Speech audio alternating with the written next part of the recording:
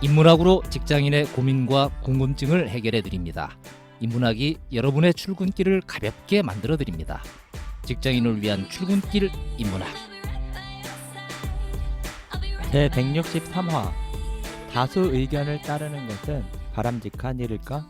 안녕하세요. 어쩌다 철학자 이호건입니다. 안녕하세요. 어설픈 자유인 장춘수입니다. 안녕하세요. 인천작두 강동구입니다. 예, 반갑습니다. 반갑습니다. 네. 갑자기 목이 메이세요? 네. 예. 오늘 주제가 다수 의견을 따르는 것은 바람직한 일일까라고 잡아봤습니다. 저번 회에 우리 술 얘기할 때 그렇게 즐거웠는데 네. 다운됐죠? 주제가 술 얘기했으면 이제 가무 얘기해야 되는 거 아니에요? 오늘 굉장히 다운되고 말없이 그런가요? 조용히 지내야 될 것 같은데. 근데 우리 술자리에 가면 이게 뭐 네가 올린 뭐 맞니 틀리니 뭐 이런 얘기 많이 하잖아요. 그죠? 그래서 뭐 꼭 이 주제를 알아두는 것도 나쁘지 않은 것 같아요. 예. 요즘은 특히나 뉴스가 범람하죠. 근데 우리가 저게 진짜인지 가짜인지 판단하기 되게 힘든 상황도 많죠. 그죠? 그래서 오늘 주제에 그 관점을 갖는 것도 좀 의미가 있을 듯합니다. 여하튼 두 분은 어떠세요? 평소에 어떤 사태에 대한 진실이나 진리 여부를 판단을 할 때 스스로 이렇게 판단하는 편입니까? 아니면 다른 사람의 의견을 참조하는 편입니까? 뭐 최종 결정이야 제가 물론 하겠지만 벌어진 그 사태에 팩트가 뭐냐는 건 사실은 되게 궁금해서 네. 내가 다 알지 못하니까 확인을 하는 입장에서 참조하지 않나? 뭐 네. 이 생각은 그죠? 굉장히 그 상식적으로 보이려는 제가 되게 태도의- 상식적인 예, 사람이거든요. 그리고 지금 술도 안 먹고 있는 상태고. 아니 그러니까 다들 이럴 수밖에 없죠. 왜냐하면 자기가 직접 정보를 캘 수가 없으니까. 그래서 다른 사람들이 정보라고 이렇게 제공하는 것들을 이리저리 살펴보고 거기에서 뭐 개연성이나 논리성 혹은 뭐 나름대로 자기가 주어진 정보 안에서 판단을 해서 결정을 하는 거겠죠. 근데 이제 이런 경우 있잖아요. 다른 사람의 의견을 참조를 했는데 일관되게 한쪽으로 쫙 나오면 별로 문제가 없어요. 근데 여러 사람한테 물어봤더니 그들도 의견이 좀 갈려. 누구는 A가 맞다라고 얘기하고 누구는 B가 맞다라고 얘기를 하고. 근데 뭐 그들이 근거로 되는 것도 보면 각자 말이 되는 것 같고 또 뭐 서로 근거가 확인 불가능할 수도 있고 뭐 등등등 이렇게 의견이 대립하는 경우가 있잖아요. 그죠? 이럴 때 이제 사람들이 다수의 의견이 뭐냐 이렇게 그걸 가지고 판단을 내리는 경우가 많은데 이렇게 다수결 원칙을 따르는 게 바람직하다고 생각하세요? 바람직한지는 의문이 들긴 하지만 네. 민주사회에서 가장 대표적으로 네. 끝판에 하는 게 네. 이거 아닌가 싶기도 예, 하고. 그렇죠. 자유님은 어떻게 보세요? 저는 뭐 다수결의 원칙을 따라서 뭔가 의사결정을 하는 건 그렇게 바람직하다고 생각하지는 않고요. 다만 이제 뭐 현실적으로 그런 게 일반적이다라고 생각을 하는 거죠. 근데 지금 뭐 대통령도 사실 그렇게 뽑고 있는 셈이고.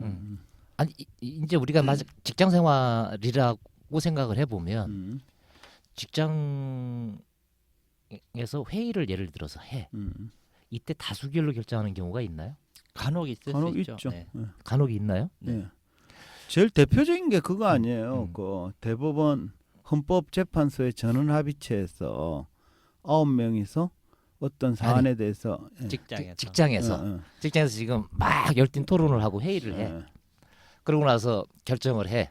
이럴 때 다수결로 합시다. 이래가지고 손을 들고 그러고 결정하는 경우가 제 생각으로는 썩 많지 않고 대빵이 누군가가 좌우한 최종 결정을 하지. 그렇죠. 네. 그 우리가 이제 정치 행위에서 국민투표는 1인 1표제가 원칙이긴 하지만 직장에서 의사결정 내릴 때는 1인 1표제가 적용이 안 되죠. 그렇죠. 그죠? 예. 그러고는 1인 1표제가 합리적이라고 보기도 되게 어렵습니다. 왜냐 그러면 그 사안에 대해서 그죠? 더 누가 전문성을 갖고 있느냐 뭐 이런 것들이 좀 달라질 수 있기 때문인데요. 그래서 우리가 이런 이제 어떤 의견이 대립하고 막 이런 상황에서 최종적으로는 이제 이 합의가 안 되거나 이러면 다수 의견이라는 것들로 가는 경향이 많은데 요게 이제 바람직한지 아닌지 이런 것들을 진리나 진실의 관점에서 좀 논의를 해볼까 합니다. 그래서 해서 이제 오늘 주제를 이렇게 잡아봤는데요. 그래서 오늘의 주제의 키워드는 사실 진리 또는 진실의 얘기입니다. 근데 이 진리나 진실이란 주제는 철학의 본질과도 관련이 있는 거죠. 왜냐 그러면 기본적으로 철학이라는 학문이 진리를 탐구하는 학문이거든요. 그 진리란 말 그대로 해석하면 참된 이치를 뜻하는데 이를 좀 철학적으로 표현하면 언제 어디서나 누구든지 승인할 수 있는 보편적인 법칙이나 사실을 뜻합니다. 근데 이 세상에는 어떤 경우라도 모든 사람이 승인할 수 있는 절대 진리가 존재할까요? 예를 들어 족발에는 새우젓이 진리지. 음. 이렇게 이제 얘기를 예. 하면 많은 사람이 공감하기도 하지만 야, 뭐 새우젓이야. 그죠? 와사비에 찍어 먹어야지. 예, 이런 그럴 사람이 거, 있는 그렇죠. 것이. 그럴 수 있죠, 그죠? 그런 이제 취향적인 것도 있고 네. 사람은 죽는다. 음. 사람은 죽는다. 이거 절대 진리인가요? 사람은 죽는다. 현재까지는 절대 진리. 그죠? 예. 근데 이제 현재까지 진리다. 오케이. 음. 근데 절대 진리인지는 확인할 수 없는 거죠. 그렇지. 예. 증거가 없죠. 음. 예. 내일은 내일의 태양이 뜰 것이다. 이게 그 바람과 함께 사라지다 유명한 대사죠, 그죠? 그 내일은 내일의 태양이 뜰 것이다. 진리인가요? 진리죠. 자유님 어떻게 보세요? 구름에 가려서 어두워도 해는 뜬 거지. 예, 그죠? 예. 근데 그거 역시 절대 진리가 아니에요. 그러니까 이건 비트겐슈타인이 얘기를 한 건데 내일도 태양이 뜰 것이라는 건 하나의 가설이에요. 그러니까 이 내일 이 은하계가 이 우주가 폭발을 해가지고 없어질 수도 있는 거죠. 그렇죠. 그죠? 예. 그러니까 다시 얘기하면 뭐 너무 깊이 들어갈 건 아닙니다만 절대 진리란 존재하지 않는다. 그러니까 지구 이제 생명이 한 50억 년밖에 안 남아가지고 전전긍긍하는 사람들 많잖아요. 그렇죠. 그래서 우리가 우리가 그 과학적 명제, 과학적 진리다라고 하는 거는 그래도 뭐 검증이 되어지거나 실험이 되어지거나 이래서 내가 받아들이기 불편하더라도 그냥 받아들일 수밖에 없다라고 생각되어지는 게 절대적으로 언제 기간까지의 유효성에 대한 건 조금 뒤로 하더라도 종교적 진리나 또는 우리 철학적 진리나 이런 측면에서는 과학적 진리보다는 덜 명료하거나 네. 하는 것들은 좀 있는 것 같기도 하고. 그러니까 과학적 진리가 말씀하신 대로 딴 것보다는 상대적 안정성은 있으나 그렇지. 절대적 안정성을 보장할 수는 없죠, 그죠? 그러니까 진리를 탐구하는 학문인 철학의 역사에서도 수많은 사상가들이 진리란 무엇인가에 대해 고민했지만 아직까지 딱히 답을 내리고 있지 못합니다. 오히려 절대적인 진리는 존재하지 않는다면서 절대불변의 진리를 부정하는 쪽이 더 많죠. 뭐 잘 알다시피 독일 철학자 니체는 이렇게 얘기했죠. 절대적 진리란 존재하지 않는다. 진리에 대한 해석만 존재할 뿐이다 라고 단언했고요. 프랑스 철학자 미셀 푸코도 우리가 흔히 말하는 진리란 시간과 공간을 초월한 절대적인 것이 아니라 특정한 시기, 특정한 장소에서 역사적 문화적으로 만들어진 하나의 형식에 불과하다라고 주장을 했어요. 미셀 쿠포의 표현이 네. 저한테는 더 쉽게 공감이 되네. 그렇죠? 예. 그러니까 특정한 시기나 특정한 장소에서 대부분의 사람들이 옳다고 믿는 사실도 따지고 보면 역사적 문화적으로 만들어진 하나의 해석에 불과하다는 거예요. 자, 예를 들어 볼게요. 제가 중고등학교를 다니던 시절인 1980년대에 대한민국에서는 전자제품에 예를 들면 특정해 보면 워크맨 같은 데다가 메이드 인 재팬이라는 문구가 찍혀 있으면 무조건 품질이 우수하다고 믿었어요. 그러니까 그 시절에는 저만 그런 게 아니라 한국 사람은 거의 대부분 그렇다고 믿었습니다. 말하자면 당시에는 일본산 전자제품은 한국산보다 우수하다라는 건 진리였자 진실에 가까운 거였죠. 근데 그 같은 믿음이 그로부터 한 40년 지난 지금 2020년에도 여전히 유효한 진리일까요?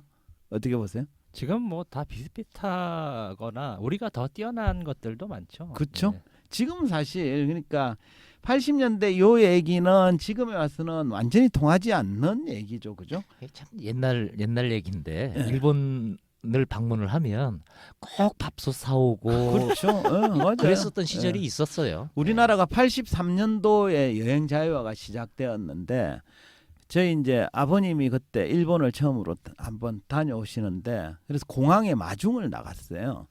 마중을 나갔는데 나올 때 그 가방에 전자제품을 이리저리 싸왔는데 그거 있잖아요. 사람 키보다 약간 작은 이민 가방 엄청 높은 거 있죠. 그걸 2개를 갖고 오는 거예요, 진짜로. 그럴 정도였죠. 그러니까 이제 일본 전자제품이 우수하다라는 믿음은 8, 90년대에만 적용되었던 사실로 절대 불변의 진리가 아니라는 거예요. 이처럼 우리가 지금 옳다고 믿는 진리 또는 진실은 새로운 사실이나 반증에 의해 언제든지 뒤집어질 수도 있습니다. 인류의 역사를 살펴봐도 천동설을 절대 진리라고 믿었던 시절도 있었는데 지동설이 나오면서 그냥 순식간에 뒤집어지기도 했잖아요. 그죠? 요컨대 시간과 공간을 초월한 절대적인 진리는 존재하지 않는다라는 것입니다. 네. 그 역사적으로 많이 그런 것들은 경험을 했던 것 같아요. 네, 영원불변의 진리는 예. 없다. 예, 이런 맞습니다. 거죠. 네. 그죠? 그러니까 상황이 그렇다 보니까 요즘에는 어떤 사태가 진리인지 또는 진실인지를 가리기 위해서 자주 사용하는 방법으로 여론조사에 의존하는 경우가 많더라고요. 그러니까 여론조사는 아시다시피 사람들의 의견을 물어서 다수 견해가 뭔지를 확인하는 절차를 말하는데 여기서 제가 질문을 하나 해볼게요.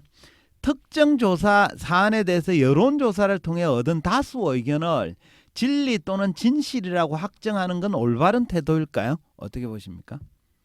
아니 지금 말씀하신 대로 네. 의견을 묻는 거지. 네. 내가 내놓은 의견이 진리라고 얘기할 수 있는 게 이건 뭐 택도 없는 얘기죠. 사실은. 그렇죠. 근데 묻기는 의견을 물어놓고 활용은 마치 진리나 진실처럼 활용하는 때가 굉장히 많습니다.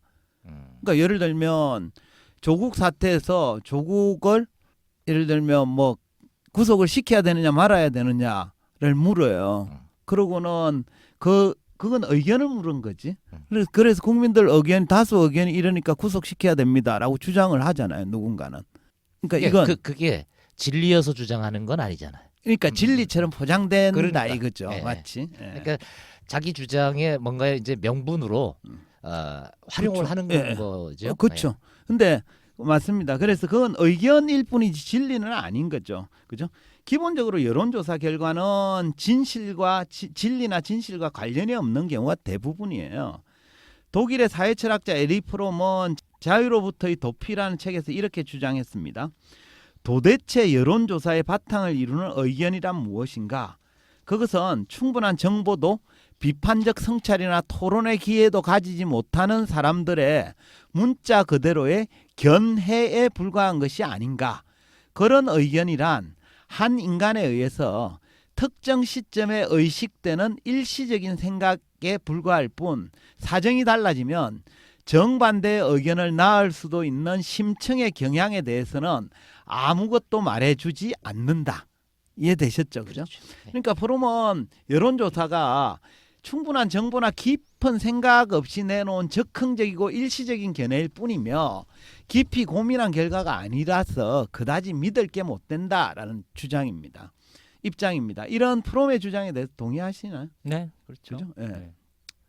사실 프롬의 주장은 민주주의 시대를 살아가는 일반 대중들의 지성과 판단력을 좀 폄훼하고 자유로운 의사표현이나 참정권을 좀 무시하는 것 같은 느낌이 들기도 하지만 근데 곰곰이 생각해 보면 대중이 내리는 결정은 주로 진리 판단이라기보다는 취향 선택인 경우가 많습니다. 그러니까 조국을 구속시켜야 되느냐 말아야 되느냐도 진리 판단이 아니라 취향 선택 가까운 거죠, 그죠? 왜냐 그러면 판단을 내릴 만한 정보나 전문성이 부족한 상태에서 의사 표현을 해야 할 때가 많기 때문입니다. 그렇지 않나요? 네. 어쨌든 뭐 다수 의견이 곧 진리는 아니다라는 걸 뭐 다 알고 있는데, 그러니까 이거는 이제 여론조사를 그런 식으로 해서 활용하는 사람이 문제지 대중 자체가 문제인 건 아니잖아요. 그렇죠. 그런데 그렇게 활용한 사람의 정보를 받아들여서 그걸 마치 진리나 진실처럼 믿는 사람이 꽤 많죠, 대중들 중에. 그럴 수 그렇죠? 있죠. 예. 근데 이런 상황은 우리나라에만 국한된 얘기가 아닙니다. 잘 아실 텐데 2016년 6월에 영국에서는 그 유럽연합 탈퇴 여부를 두고 국민투표를 실시한 적이 있습니다. 언론에서는 이걸 뭐 브렉시트 이렇게 표현을 하는데, 당시 진행된 국민투표에서는 투표 참여자 3,355만 명 중에 51.9%가, 과반수가 넘었죠. 51.9%가 브렉시트에 찬성표를 던져서 가결이 되었어요. 그때 영국 국민들은 브렉시트가, 그러니까 EU 연합에 탈퇴하는 게 자국에 도움이 될지 아닐지를 종합적으로 고려하고 숙고한 뒤에 투표에 참여했을까요? 어떻게 보십니까? 이렇게 다 반영이 되고 다 똑똑했으면 국민한테 물을 이유도 사실은 없었겠죠. 네, 그렇죠. 네. 그러니까 그게 대부분이 네. 이런 거잖아요. 최종적인 의미 있는 판단을 내릴 수 있는 진실에 대한 정보가 왜곡되고 제대로 알려지지 않은 상태에서, 충분하지 않은 상태에서 뭔가 이제 판단을 묻는. 그러니까 제가 이제 이걸 무슨 얘기를 하냐면, 의견이 상충되거나 잘 모르는 부분에 있어서는 민주주의 국가에서는 뻑하면 국민 투표를 시킨다는 거예요. 여기도 마찬가지인 거죠. 당시 영국에서 브렉시트 투표가 있고 난 후에 저명한 생물학자 리차드 도킨스, 우리 소개 좀 많이 했죠, 그죠? 뭐 만들어진 신이나 이기전 예. 유전자에 쓰셨던 분이 브렉시트 여부를 국민투표에 붙이는 걸 반대하면서 이렇게 주장했습니다. 한번 들어보세요. 차라리 아인슈타인이 대수학을 맞게 풀었는지를 결정하기 위해 국민투표를 실시하거나 조종사가 어느 활주로로 착륙해야 할지를 두고 승객에게 투표하는 게 더 낫겠다. 그러니까 도킨스는 자기를 포함해서 대다수 영국 국민이 브렉시트 문제를 제대로 판단할 능력이 없다고 본 거예요. 왜냐 그러면 그들에게는 판단에 필요한 경제학적, 정치학적 배경 지식이 없기 때문이다. 그래서 국민투표는 올바른 방법이 아니다라고 항변을 한 거예요. 다시 말해 브렉시트 탈퇴와 같이 전문적인 사안에 대해서는 다수의 여론을 묻는 것은 결코 합리적인 절차가 아니라는 뜻입니다. 이는 마치 위급한 상황에서 비행기 조종사가 비상 착륙을 시도할지 말지를 승객들에게 물어보는 것과 비슷한 거죠. 뭐 결국엔 뭐 그런 거 같네요. 여론조사든 뭐든 간에 다수가 판단한 것이 꼭 올바른 것은 아니다. 그걸 네. 경계해야 된다. 뭐 이런 얘기를 그렇죠, 하시는 그렇죠. 거 아니에요? 2차 세계대전을 일으키고 수백만의 유대인을 학살한 아돌프 히틀러도 쿠데타를 해가지고 총통에 오른 게 아닙니다. 정상적인 투표를 통해서, 그것도 국민들의 압도적인 지지를 얻어서 당선이 된 거거든요. 이처럼 여론이나 다수 대중의 선택이 항상 올바르거나 또 절대 진리를 의미하는 게 아닙니다. 미국의 유명한 평론가이자 저널리스트인 월터 리프먼이 이런 얘기를 한 적이 있습니다. 모두가 비슷하게 생각할 때 아무도 깊이 생각하지 않는다. 그러니까 다수의 여론이 반드시 깊은 생각과 판단의 결과가 아닐 수도 있다라는 뜻입니다. 프랑스 여류 사상가인 시몬 베유도 비슷한 얘기를 했어요. 집단은 결코 생각하지 못한다. 그러니까 여론과 같은 집단적 사고나 의사결정이 오히려 진리나 진실과는 거리가 멀 수도 있다라는 뜻입니다. 대부분 이제 뭐 납득이 가는 거긴 한데 네. 그럼에도 불구하고 그러면 우리가 만나게 되는 여론조사 결과를 네. 다 믿을 필요가 없다 이렇게 보기도 어렵지 않나요? 그렇죠, 맞습니다. 그렇지는 않죠. 당연히 여론조사 결과를 참고는 해야 됩니다. 다만 여론조사 결과를 절대적 진리나 진실로 볼 것인가 하는 건 별도의 판단을 한 번 더 거쳐야 되는 거예요. 우리가 살면서 여론조사를 해야 될 경우가 많습니다. 가령 가족이 저녁에 치킨을 시켜 먹으려고 해요. 이거 우리 집에 있는 일인데요. 근데 가족 구성원들이 선호하는 치킨 브랜드가 서로 달라요. 우리 아들은 뭐 BBQ 치킨을 먹자 그러고 우리 딸은 옆에 있는 촌딱 치킨을 먹자 그러고 나는 교촌 먹자 그러고 막 이래요. 이때 어떻게 해야 됩니까? 돈 내는 사람한테 맡기면 돼요. 아들이 막 먹고 싶다 그러면 네가 살 거야? 우리는 내 말을 지켜야지. 그러니까 이거 1인 1닭. 그죠? 이건 그 돈 내는 사람이 시켜야 된다라는 건 약간 독재적 성향으로 그럴 가능성이 높은 거고, 그죠? 그 저기는 이제 1인 1닭 하자는 건 자본주의 사회에 많이 세뇌된 거고 그렇습니다.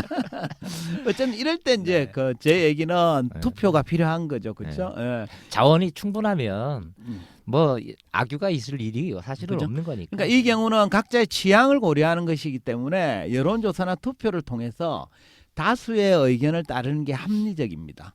근데 이런 상황이라면 어떨까요? 요즘 사회적 이슈가 되고 있는 일본 수출 규제, 그죠? 거의 1년이 다 돼 가는데 여기에 여전히 강경하게 대응하는 게 좋을까? 아니면 좋은 게 좋은 거다 이런 좀 해유책이 쓰는 게 좋을까? 이 부분에서 여기에 대해서도 국민들 의견 물어서 정책 방향 결정하는 게 합당한 걸까요? 이거는 이제 뭐요 사안을 놓고 보면 저는 그냥 그 외교부에서 그리고 이렇게 알아서 판단해서 할 일이지 국민들한테 의견을 물어서 예를 들어 국민들이 강경하라고 하면 강경하게 하고 이럴 건 아니라고 봐요. 그렇죠. 그러니까 우리는 지금 너무 많은 걸 물어보는 거야. 국민 이것보다 투표를. 더 예전에 한번 본 건데 군부대가 이제 대대적으로 지역을 옮기기로 했다라는 기사가 있는데 지역 주민들이 반대한다는 거예요. 경제가 안 좋아진다고. 근데 군부대는 경제 때문에 존재하는 게 아니잖아요. 그렇죠. 그런 것처럼 그러니까 그게- 그 사안도 맞는 네. 거죠. 그죠? 그러니까 사실은 우리가 국민한테 물어볼 수 없는 걸 엄청나게 많이 묻고는 그걸 마치 진리나 진실인 양 호도하는 경우가 많다는 거예요. 그러니까 이런 이슈들에 대해서는 합리적인 결정을 내릴 만한 배경 지식을 가진 전문가들의 판단이 필요한 거지 국민 다수의 의견이 중요한 건 아닙니다. 물론 여론의 방향을 물어볼 수는 있죠. 하지만 그건 단지 참고 사항일 뿐이고 그게 최종 판단의 근거가 되어서는 곤란하다는 거예요. 왜냐 그러면 다수 의견이 곧 진리나 진실은 아니기 때문입니다. 요즘은 뉴스를 보면 각종 여론조사 결과가 넘쳐납니다.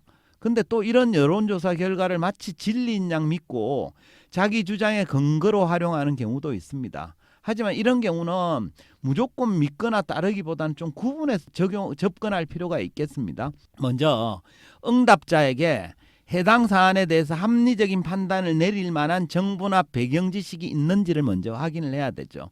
그러니까 그렇지 않다 이러면 아무리 다수가 지지하는 의견이라도 그게 참된 판단이다라고 말하기는 어렵습니다. 요컨대 여론이 곧 진리나 진실은 아니다 이렇게 말씀드릴 수 있겠습니다. 예. 많은 사람들이 이 얘기에 다 동의를 할 건데 그럼에도 불구하고 이거를 이용을 해서 뭔가 포장하고 주장하고 선동하려고 하는 이런 어떤 정치적인 요소에 대한 것도 무시 못할. 오늘 우리 방송 주제는 저는 개인적으로 정치인들이 좀 들었으면 좋겠어요. 정치인들이 뻑하면 국민의 뜻을 받들어. 그러니까 받들 게 국민이 그렇게 뜻이 있지가 않아요. 집단은 그죠? 결코 생각하지 못한다라는 시몬 배우 얘기도 있잖아요. 그죠? 사람들은 사실 국민들이 먹고 살기 바쁜데 무슨 이런저런 걸 해요.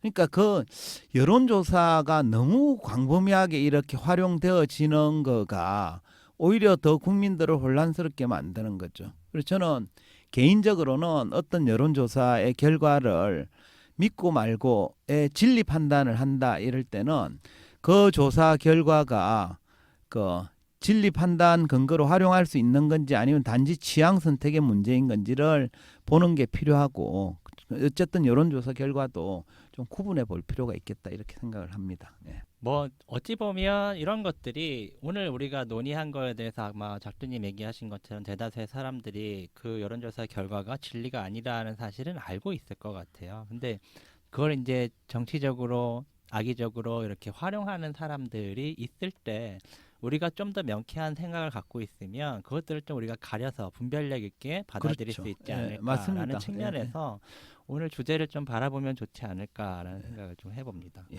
좋습니다. 예. 그 하고 싶은 얘기가 그거였어요. 예.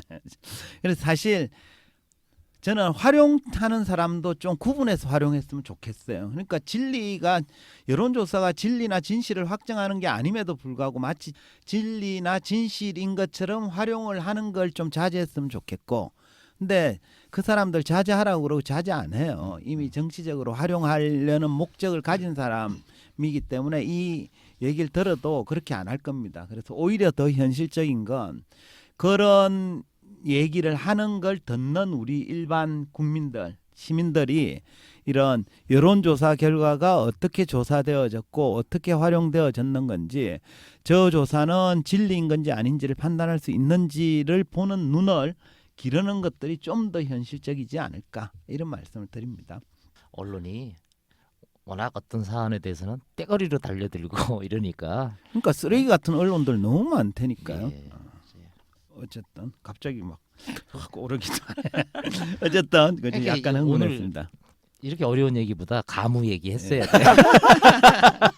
어쨌든 그러면 여기서 마무리를 하겠습니다. 한 줄 평 부탁드릴게요, 작두님. 우리 흔히 조직에서 리더와 관리자의 차이 이런 얘기들을 우리가 가끔 학습을 하잖아요. 네. 다양한 의견들이 조직 구성원들한테 있을 수 있을 때 리더가 항상 신경 써야 되는 건 이게 올바른 일인가라고 하는 거에 대한 게 제일 중요한 것일 수 있겠다. 올바른 것이면 힘들어도 갈 수 있는 것이기도 하고, 네. 이래서 올바른 게 무엇이냐라는 거에 대한 걸 제일 결정의 중심에 좀 세웠으면 좋겠다라는 생각이. 예, 좋습니다. 자유인님. 네, 흔히 이제 다수결의 원칙이 민주주의의 꽃이다 이런 얘기를 많이 하는데 그게 아닐 수도 있다라는 얘기를 좀 드리려고, 네. 다수결의 원칙은 민주주의의 꽃이기도 하지만 전체주의의 꽃이기도 하다. 오, 좋습니다. 그러네. 역시 또 돌아온 멋있네. 우리 한 줄 평의 대가 그래요. 자유인님, 멋있어, 그죠? 멋있어, 예, 멋있어. 좋습니다. 오늘은 다수 의견을 따르는 것은 바람직한 일일까라는 주제로 이야기했습니다.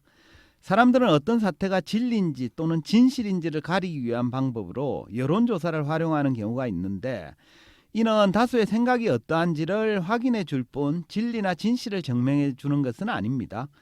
절대적이고 불변하는 진리가 존재하지 않기도 하거니와 대중이 합리적인 판단을 내릴 만한 정보나 배경 지식이 없는 상태에서 결정을 내리는 경우도 많기 때문입니다. 그러므로 여론조사 결과를 마치 진리인 양 믿어서는 곤란합니다. 여론조사 결과를 해석할 때는 응답자에게 올바른 판단을 내릴 만한 근거가 있는 상태인지를 파악할 필요가 있겠습니다. 여론이 곧 진리나 진실이 아니기 때문입니다. 이것으로 직장인을 위한 출근길 인문학 제163화를 마치도록 하겠습니다. 저희는 다음 시간에 다시 찾아뵙겠습니다. 네, 감사합니다. 감사합니다. 감사합니다.